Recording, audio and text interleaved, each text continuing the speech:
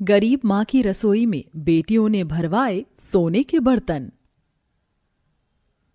कचरे के सामने पूरा परिवार अपने नाक पर हाथ रखते हुए, छी माँ, कितनी गंदी बदबू आ रही है यहाँ से।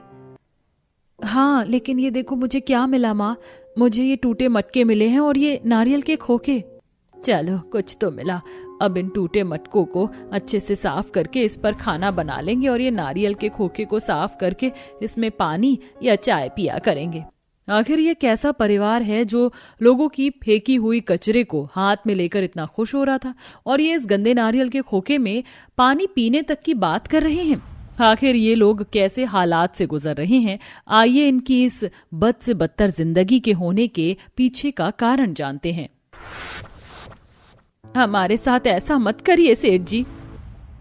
अरे देवरानी जी, अपना नाटक बंद करिए और निकलिए यहाँ से। अरे ओ शिव शरण, अपनी पत्नी को जरा संभाल और मेरी बात कान खोल कर सुन। माँ जब तक थी बस तब तक ही तुम्हारा इस घर पर हक था, लेकिन अब वो चल बसी है, इसलिए अब न तो तुम्हारे इस घर पर हक है और ना ही घर की किसी चीज पर। ठीक है जेठ जी, मैं अपने पति और अपनी दोनों बेटियों को लेकर यहाँ से चली जाऊंगी, लेकिन मुझे बस कुछ बर्तन दे दीजिए, आखिर मैं खाना किस पर बनाऊंगी। अरे अगर बर्तन का सहारा रहा तो सड़क पर रहकर भी चूल्हा जोड़ लूंगी। अब पैसों के लालच में धर्मेंद्र शिव शरण को उसके पूरे परिवार के साथ वहां से धक्के मार कर भगा देता है। माँ, रात बहुत हो गई है और कब तक हम यूं ही सड़क पर भटकते रहेंगे। ऐसे ही मत हारो निधि, यहीं पास में बहुत बड़ा जंगल है जहाँ बहुत सारी सूखी लकड़ियाँ ऐसे ही गिरी रहती हैं, कुछ फूस भी ऐसे ही पड़े रहते हैं। तो चलो चलते हैं, वहां से उनको लाकर अपनी एक छोटी सी झोपड़ी तैयार करते हैं। अब कनिका के कहने पर सारा परिवार जंगल की तरफ जाता है जहाँ बहुत सारी सूखी लकड़ियाँ फूस गिरे हुए होते हैं, जिन्हें समेट कर वो लोग लेकर आते हैं और अपने रहने लायक एक झोपड़ी तैयार करते हैं। देखिए निधि के पापा, हम लोगों ने कितनी सुंदर झोपड़ी बनाकर तैयार कर ली, बस खाने के लिए थोड़े बर्तन मिल जाते तो ठीक रहता। अब सारा परिवार अगले दिन बर्तन की तलाश में निकलते हैं, जहां चलते चलते वो लोग एक बहुत बड़े कचरे के खान में पहुंचते हैं। माँ देखिए, आपको बर्तन चाहिए थे ना, मुझे यहाँ इस कचरे में ये कुछ टूटे हुए मटके और सूखे नारियल के खोखे मिले हैं। इससे टूटे मटके में आराम से खाना बना सकते हैं और सूखे नारियल के खोखे में पानी पिया जा सकता है। ये कैसे दिन दिखा रहा है भगवान तू। लोगों के फेंके हुए कचरे, गंदे कचरे से हमें बर्तन बनाना पड़ रहा है। ऐसे हिम्मत मत हारिए निधि के पापा, हर दिन हालात एक जैसे नहीं रहते। भगवान के घर पर हमारा भी एक दिन न्याय होगा। अब पूरा परिवार कूड़ा बीन कर अपनी झोपड़ी में आता है, जहां सरिता मिट्टी से एक चूल्हा तैयार करती है। खाना बनाने के लिए तो घर में अनाज ही नहीं है। कोई बात नहीं सरिता, खाना नहीं है तो क्या हुआ, पानी तो है ना। तुम इस सूखे नारियल के खोखे से एक एक खोखा पानी ही हम सबको पिला दो। ये लो सब लोग, इस नारियल के खोखे में पानी पी लो और आराम कर लो। कल सुबह पिताजी कोई काम ढूंढने जाएंगे, फिर कल से घर में खाना भी बनेगा। अगले दिन सुबह शिवशरण काम की तलाश में निकलता है, जहां उसको लेबर का काम मिलता है। अब शाम में शिवशरण दिहाड़ी के पैसे लेकर खाने पीने का कुछ सामान लेकर घर पहुंचता है। ये लो निधि की माँ, ये कुछ खाने पीने का सामान है, इसे बना लो। अब सरिता उस आधे टूटे हुए मटके को चूल्हे पर चढ़ाकर उसमें चावल दाल बनाती है। सुनिए, खाना तो बन गया, लेकिन खाने के लिए तो बर्तन ही नहीं है। रुको निधि की माँ, मैं कुछ करता हूँ। मेरे पास एक पन्नी है, शायद उससे काम बन जाए। अब शिवशरण जमीन पर एक पन्नी को बिछाता है। ये लो, इस पन्नी पर हम सबका खाना एक साथ निकाल दो। माँ आइए ना, आप भी हमारे साथ ही इस पन्नी पर ही खाना खा लीजिए। अब पूरा गरीब परिवार, जिनके पास खाने के बर्तनों का अभाव था, वो पूरा परिवार जमीन पर बैठकर एक पन्नी को बिछाकर उस पर खाना खा रहा था। तभी उस रात जब सारा परिवार जमीन पर सो रहा था, वहीं सरिता खुद से बातें करती हुई, मेरी इन दो जवान बेटी के लिए मेरे पास तो एक फूटी कौड़ी नहीं है। आखिर कौन शादी करेगा मेरी गरीब बेटियों से। अगले दिन निधि और कनिका पन्नी में अपने पिता का खाना लेकर उन्हें देने जा रही थी। जब वह अपने पिता के पास पहुंचती हैं कि तब तक में वो गरम खाना पन्नी को पिघला देता है, जिसके बाद वो सारा गरम खाना कनिका के शरीर पर गिर जाता है। आह, मेरा शरीर जल रहा है। कनिका तुम ठीक तो हो? पिताजी जल्दी यहाँ आइए। शिवशरण भागता हुआ अपनी बेटी के पास आता है और अपने कंधे से गमछा उतार कर कनिका के शरीर पर गिरे खाने को गमछे से साफ करते हुए, बेटी तू मेरा खाना लेकर क्यों आई? अगर तेरे शरीर पर जरा भी दाग आ जाता तो जानती है तेरे गरीब माँ बाप पर कितना बड़ा कलंक लग जाता।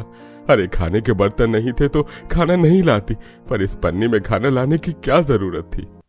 अब कनिका अपने पिता के साथ घर लौटती है।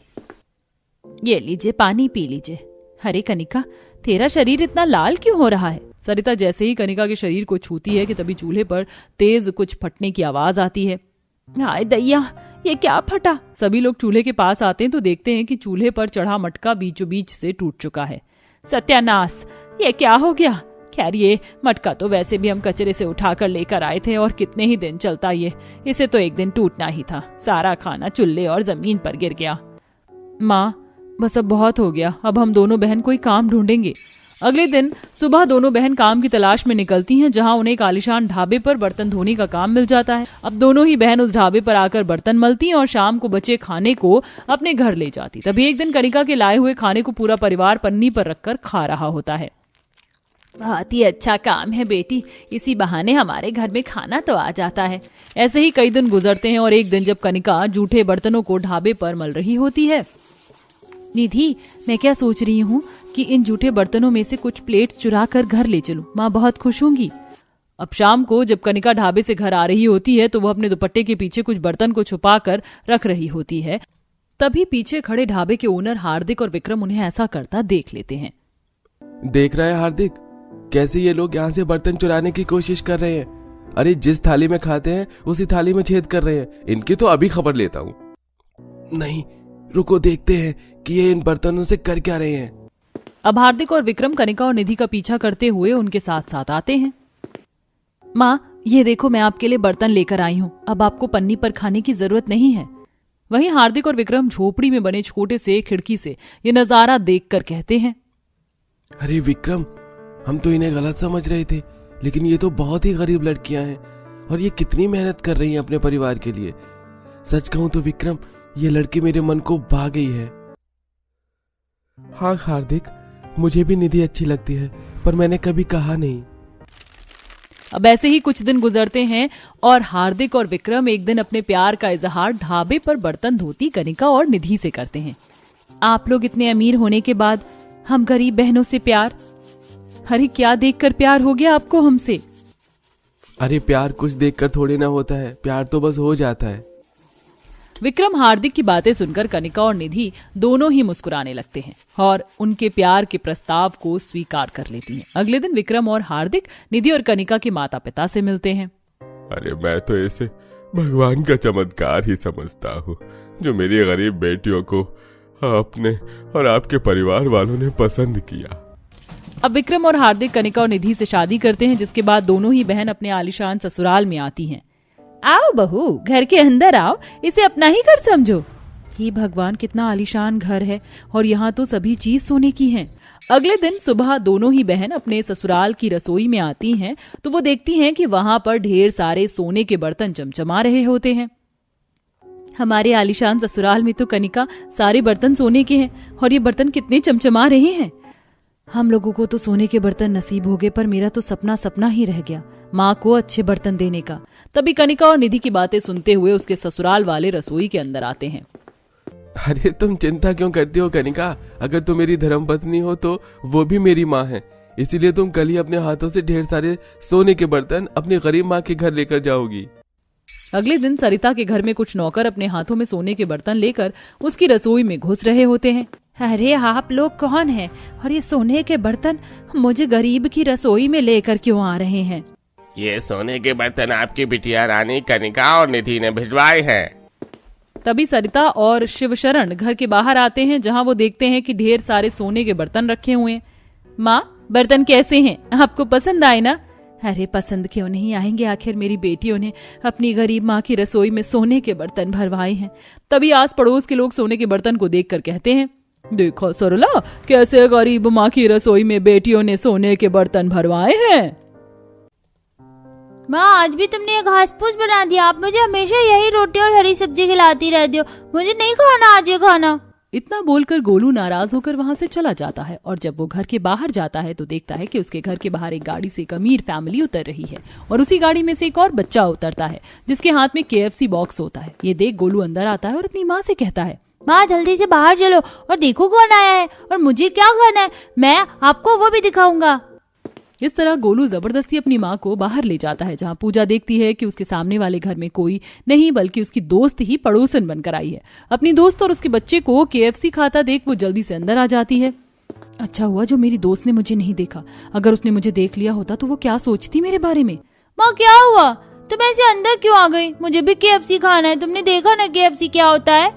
गोलू अपनी माँ को KFC के लिए परेशान कर ही रहा होता है कि तभी वहाँ पूरा परिवार पालक, मेथी, मटर जैसी हरी सब्जियां टोकरी में भर कर ले आता है और पूजा को परेशान देख उससे बोलते हैं, क्या हुआ बहू, तू इतनी परेशान नजर क्यों आ रही है? कुछ नहीं माँ जी, आप तो जानती है ना गोलू ने मुझे कितना परेशान कर रखा है KFC के लिए। अपनी एक नई पड़ोसन आई है, उसके बच्चे को KFC खाता देख अब मुझसे भी KFC खाने की जिद कर रहा है। दादी मैं कभी किसको परेशान नहीं करूंगा, बस एक बार की KFC खिला दो। गोलू KFC तो मेरा भी बहुत मन करता है खाने का, पर हम गरीब की किस्मत में यही हरी सब्जी रोटी लिखी है खानी। उदास काजल इतना बोलकर चुप हो जाती है और पूरा परिवार वही रोटी और हरी सब्जी खाता है। इसी तरह 2 दिन बीत जाते हैं और पूजा की दोस्त दिशा KFC ऑर्डर करती है और जब उसके घर KFC का ऑर्डर आता है तो आसपास के लोग उससे कहते हैं, अरे बहन जब से आई हो हम रोज देख रहे तुम KFC खाती हो। ऐसा नहीं है बहन, यह KFC तो मेरे बेटे को पसंद है, वही नहीं मानता है। भाभी वैसे हमारी जो नई पड़ोसन आई है बहुत अच्छी है, मैं तो कहती हूँ कि आप भी एक बार मिल लो। काजल पड़ोस की ही तो है, आज नहीं तो कल मिल लूंगी। क्या माँ आज भी तुमने ये हरी सब्जी बना दी और बुआ तुम भी वही खा रही हो? देखो ना आज फिर राजू KFC खा रहा है, मुझे भी KFC खाना है। बेटा आज घर में जो रोटी और घिया की सब्जी बनी वही खा ले, KFC हम तुझे फिर कभी खिला देंगे। आप बस मुझसे झूठ कहते हो, बुआ आपको तो KFC खानी है, चलो ना बाहर से KFC लेकर आते हैं। हाँ गोलू मुझे भी KFC खानी, पर आज मेरा पेट भरा हुआ है, हम कल चलेंगे। बड़ी मुश्किलों से काजल गोलू को मनाती है और इसी तरह 2 दिन बीत जाते हैं। बहू आज मेरे पैरों में बहुत दर्द हो रहा है, आज तू खेत जाकर रवि और अपने ससुर जी को खाना दिया। हाँ माँ जी मैं बस अभी जाती हूँ। इतना बोलकर जैसे ही पूजा खाना पैक करके गोलू के साथ घर के बाहर जाती है वो देखती है कि दरवाजे पर राजू दिशा को KFC के लिए परेशान कर रहा है। माँ मुझे KFC खानी, मेरे साथ बाजार चलो। हे भगवान, घर के बाहर तो मेरी दोस्त, और अगर उसने मुझे देख लिया तो। अपने दोस्त को देख पूजा अपनी दोस्त की तरफ पीट कर घूम जाती है और अपने बेटे के हाथों में खाना देती हुई उससे कहती है, बेटा मुझे कुछ काम याद आ गया और दादी की भी तबीयत ठीक नहीं है, इसलिए ये तुम खाना लेकर खेत पर चले जाओ। माँ अगर मैं आपका काम करूंगा तो आप मुझे KFC खिलाओगे ना, राजू की माँ की तरह? हाँ बेटा जाओ। इस तरह पूजा अपने बेटे के हाथ से खाना भिजवा देती है और खुद घर में आ जाती है। अब ऐसे ही एक दिन जब पूजा घर के बाहर जाकर तार पर कपड़े उतारने लगती है तभी वो देखती है कि दिशा अपने बेटे के साथ KFC लेकर आ रही है और एक बार फिर दिशा को देख पूजा जल्दी से सारे कपड़े अंदर ले आती है और ये सब दिशा देख लेती है। बड़ी अजीब औरत है, मुझे देखकर हमेशा भाग क्यों जाती है। माँ देखो गोलू घर के बाहर बैठे, मैं आज गोलू के साथ खाऊंगा KFC। इतना बोलकर राजू अपना KFC लेकर गोलू के पास आ जाता है और पहली बार गोलू KFC खाता है और ये सब कुछ रवि देख लेता है। गोलू ये सब क्या है, हम तुम्हें KFC नहीं खिला सकते तो तू KFC अब मांग कर खाने लगा। अरे नहीं भाई साहब, उसने मांगा नहीं है, मेरे बेटे ने अपनी मर्जी से दिया है। दोनों बच्चे दोस्त हैं, उसे डांटिए मत। घर के अंदर बैठी काजल और आशा जब से बाहर से आ रही आवाज सुनती हैं तो आशा अपनी बहू से कहती है, बहू मुझसे तो उठा ही नहीं जा रहा, एक बार देख कर तो आ क्या हो रहा है। काजल मैं सब्जियां काट रही हूँ, तुम बाहर जाकर देख लो। अपनी दोस्त की आ रही आवाज सुनकर जानबूझकर पूजा घर के बाहर नहीं जाती और काजल को भेज देती है, जिसके बाद काजल रवि और गोलू के साथ घर में आती है। अब समय यूं ही बीतता है और एक दिन जब खुद दिशा उनके दरवाजे पर आती है, बहन जी दरवाजा खोलिए, कुछ बात करनी है। माँ जी लगता है हमारी नई पड़ोसन आई है, पर मुझे कमजोरी लग रही है और चक्कर भी आ रहे हैं, आप जाकर बात कर लीजिए ना। एक बार फिर पूजा दिशा का सामना ना कर अपनी सास को भेज देती है। अरे आंटी जी आपकी बहू नहीं आई, एक बार उन्हें भी बुला देती। बेटा मेरी बहू की तबीयत कुछ ठीक नहीं है। चलिए कोई बात नहीं, आज शाम को मेरे बेटे का जन्मदिन है और उसे KFC बहुत पसंद है, तो मैंने अपने घर पर बच्चों के लिए एक छोटी सी KFC की पार्टी रखी है, आप गोलू को भी भेज देना। इतना बोलकर दिशा वहां से चली जाती है और शाम को गोलू राजू के घर जाता है जहाँ KFC की पार्टी होती है। अब कुछ KFC खाकर गोलू घर में KFC लेकर आता है और अपनी बुआ को देते हुए कहता है, जो सबके साथ बैठकर साग और रोटी खा रही थी, आज मैं आपके लिए KFC लेकर आया हूँ। मेरा दोस्त बहुत अमीर है, आज उसने दूसरी बार मुझे KFC खिलाई है। वो तो रोज खाता है और हम यहाँ ये पालक मटर जैसी हरी सब्जी खाते हैं। ये तो बहुत अच्छी बात है, काश कि मेरा भी ऐसा कोई अमीर दोस्त होता। लो भाभी, तुम ही खाओ ये हरी हरी गोभी मटर, आज तो मैं KFC खाकर पेट भरूंगी। अपने बेटे और नंद की बातें सुनकर पूजा दुखी हो जाती है और इसी तरह सब घर में बनी गोभी मटर रोटी खाकर सो जाते हैं। ऐसे ही कुछ दिन बीत जाते हैं और एक दिन जब पूजा अपनी सास के साथ बाजार जा रही होती है तो वो घर से निकलती घूंघट कर लेती है और ये देख आशा हैरान रह जाती है। अरे बहू, तू तो घूंघट कभी नहीं करती थी, फिर तूने आज घर से बाहर निकलती घूंघट क्यों कर लिया? माँ जी, बड़ी धूप लग रही है और देखिए ना हवा कितनी तेज है, सारी धूल आंखों में जा रही है। आखिर ये औरत ऐसा क्यों करती है? अब तो मुझे इसका चेहरा देखना है, आखिर ये मुझे देखकर घूंघट क्यों कर लेती है? आखिर ये है कौन जो मुझसे छुप रही है? दिशा को आए 3 महीने हो चुके थे, पर अब तक उसने अपनी पड़ोसन का चेहरा नहीं देखा था और अब दिशा पूजा की इन हरकतों को नोटिस करने लगती है। इसी तरह एक दिन जब पूजा अपने बेटे को लेने स्कूल जा रही होती है तो जानबूझकर दिशा अपना पालतू कुत्ता घर के बाहर छोड़ देती है और उसका कुत्ता बाहर घूंघट में झाड़ू लगा रही पूजा की साड़ी खींचने लगता है। ये देख पूजा डर जाती है और खुद ही पल्लू हटाकर कुत्ते को भगाने लगती है और तभी वहां दिशा आ जाती है और अपनी दोस्त से कहती है, तो इस घूंघट के पीछे तू निकली पूजा? पर पूजा, तू मुझसे छुप क्यों रही थी? और तेरी शादी तो मेरी तरह अमीर घर में हुई थी, फिर तू इतने छोटे से घर में कैसे आ गई? मैं जानती थी तुम मुझसे ऐसे ही सवाल करोगी, पर मैं डरती थी कहीं तू मेरी गरीबी का मजाक ना बनाए, बस इसलिए तुमसे छुप रही थी। मेरी शादी एक अच्छे घर में होने वाली थी पर उन्होंने रिश्ता तोड़ दिया और बदनामी के चलते मेरे माता पिता ने इस घर में मेरी शादी कर दी। मेरा परिवार काफी गरीब है, अगर हमारी खुद की हरी सब्जियों की खेती ना हो तो शायद हम खाने के लिए भी मोहताज हो जाएं। पूजा, तेरे साथ इतना सब कुछ हो गया और तूने मुझे बताया भी नहीं। क्या हम दोस्त नहीं? मैं करूंगी तेरी मदद, पर उससे पहले हम आज बहुत दिनों बाद मिले हैं तो पहले की तरह एक साथ KFC खाएंगे और पुरानी यादों को ताजा करेंगे। तू जानती है मैं जब से तुझसे अलग हुई मैंने KFC खाना ही छोड़ दिया है, पर अब हम सालों बाद मिले हैं तो आज न सिर्फ हम दोनों दोस्त बल्कि हमारे बच्चे भी एक साथ KFC खाएंगे और ये मेरी तरफ से एक छोटी सी पार्टी है, मना मत करना। इस तरह उस दिन दोनों दोस्त मिल जाती हैं और दिशा सभी के लिए KFC मंगवाती है, जहां पूजा ना सिर्फ अपने पूरे परिवार के साथ बल्कि अपनी दोस्त के साथ बैठकर काफी दिनों बाद KFC खाती है। और कुछ दिनों बाद दिशा की ही कंपनी में रवि की छोटी सी नौकरी लग जाती है और खेती का काम आशा, ससुर जी और काजल संभालने लगती हैं। इस तरह उनके आर्थिक स्थिति धीरे धीरे सुधरने लगती है और अब वह लोग हर अच्छे मौके पर KFC खाकर अपने दिन को एंजॉय करते हैं।